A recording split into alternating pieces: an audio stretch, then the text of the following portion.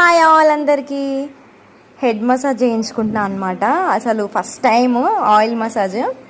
So headache చాలా వచ్చింది కదా, మా పక్కన సృజన ఉంటుంది, చాలా బాగా చేస్తుంది అనమాట.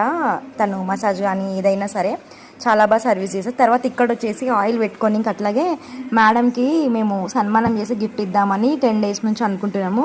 కాశీ ప్రోగ్రామ్ సక్సెస్ఫుల్గా తీసుకొచ్చి సేఫ్గా పిల్లల్ని మాకు అప్పచెప్పింది కదా, మేము చిన్న గిఫ్ట్ ఇచ్చి చిన్నగా సన్మానం చేసి కేక్ కట్ చేపిద్దామని అయితే వెళ్ళినాం అనమాట.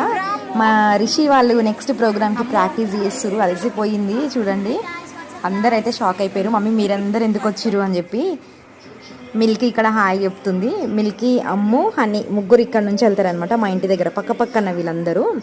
తర్వాత మేడంకి దండ వేసి అట్లాగే కేక్ కటింగ్ చేపించి గిఫ్ట్ అయితే ప్రెజెంట్ చేసినాము. చాలా హ్యాపీగా ఫీల్ అయింది. ఏదో మాకు తోచినంతలో మేము గిఫ్ట్ అయితే తీసుకెళ్ళినాం అనమాట. మేడం కూడా చాలా హ్యాపీగా ఫీల్ అయింది, పిల్లలు కూడా చాలా హ్యాపీగా ఫీల్ అయ్యారు అనమాట.